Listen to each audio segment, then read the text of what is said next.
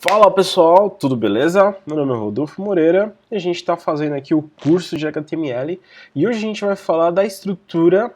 A gente viu uma estrutura de HTML base já, agora a gente vai ver uma estrutura que o HTML permite para a gente de uma forma semântica. Isso é muito importante também para os motores de busca, ter uma semântica para o nosso site, porque eu vou explicar as diferenças, como que a gente pode encontrar hoje, fazer os itens, as seções dentro do nosso site, mas primeiro eu gostaria de mostrar para vocês o que é a estrutura de um site básica. Eu abri uma imagem aqui, busquei uma imagem no Google para mostrar para vocês. Bom, ele mostra aqui para a gente um header, que seria o nosso cabeçalho, onde que vai ficar o título, normalmente fica um logo da nossa página. Ele tem um nav, que seria a navegação do nosso site, normalmente um menu. Ele tem um article e uma section, normalmente são os itens do site. Se a gente quer dar um exemplo de postagem, vou acessar até meu site para explicar para vocês melhor, rodolfomoreira.com. Esse article e section seria os itens de texto que a gente vai colocar dentro do nosso site. Ele mostra um aside, que seria um menu lateral, pode ficar tanto do lado direito ou do lado esquerdo. E tem um footer, que é o nosso rodapé. Bom, vou acessar aqui o meu site. Aqui mostra, né, a gente consegue ver muito bem. Até eu vou abrir aqui o inspecionar do Google Chrome, né, nosso método de desenvolvedor, que vai ficar melhor para mostrar para vocês a estrutura de um site. Aqui, nessa parte, é o header, onde a gente tem o logo. Aqui, como é um blog, como ele direcionou direto para um blog, ele mostra o dia de hoje, né, a data, ele tem um logo do meu site, e aqui ele tem as redes sociais e um local para busca.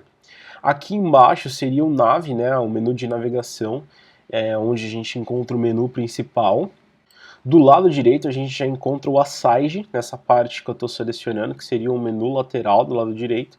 E aqui dentro do site a gente encontra o que seria o nosso article, é o título do artigo que eu estou falando, né, o título do site. E aqui depois eu tenho a section, que é a imagem e mostrando, falando um pouquinho sobre esse post. Essa é uma sugestão que o HTML5 traz para a gente desenvolver página, não precisa ser assim, mas é interessante para que vocês entendam a estrutura de um site. O que normalmente tem, e eu sempre faço nos meus sites, é o quê? Tem um cabeçalho, que seria um header, tem uma navegação, e normalmente se é um site que eu estou fazendo institucional, ele vem com outros itens, como um slider. Um slider é aquele menu que fica trocando, né, conforme a gente navega. Eu coloco também itens de divisão, vai de acordo com a sua criatividade, mas aqui na nossa aula eu vou focar bastante nessa estrutura que o HTML permite pra gente. Faltando também o rodapé, né, vou lá embaixo na parte da página, ele também tem um rodapé aqui mostrando os itens. Normalmente no rodapé a gente coloca quem desenvolveu, a gente coloca os direitos reservados, é para colocar com o ano atual. Aqui normalmente o pessoal esquece, aqui tá como 2017, mas eu posso colocar como 2018, você coloca quais são os direitos reservados de acordo com o seu site. Então essa é a estrutura básica que o HTML5 fornece para a gente, né? E quando ele fornece, hoje ele já tem tags específicas para a gente trabalhar. Se a gente voltar aqui no Sublime, por exemplo, se a gente tudo que ficar dentro do header, aquele logo, eu posso colocar já a tag header. Aí eu posso colocar aqui dentro, até mesmo eu vou selecionar esse cabeçalho, né, esse item de texto que a gente fez aqui, que seria basicamente um cabeçalho, e colocar dentro do header, lembrando bem, atenção, tá pessoal, com a indentação para ficar bem organizado. E eu posso colocar aqui também um nav, que seria o meu menu de navegação. Aqui no menu de navegação vai ser onde vai ser colocados os nossos links, né? Como por exemplo, eu posso ter a página inicial. Normalmente a gente tem no site que fala sobre a empresa. E nessa estrutura que a gente vai fazer, é interessante mostrar para vocês que hoje o HTML5 já tem essas tags próprias, né? Bom, voltando aqui a falar, a gente também tem um article, aqui direto a gente abre article, a gente tem a section, Esses caras já são próprios do HTML5 e uma vez que a gente coloca esse doctype aqui HTML, informando a última versão do HTML, ele já vai entender essas divisões. E também tem o aside, né, que a gente não colocou aqui, que poderia ter um menu lateral. E a gente tem o footer, que seria o nosso rodapé.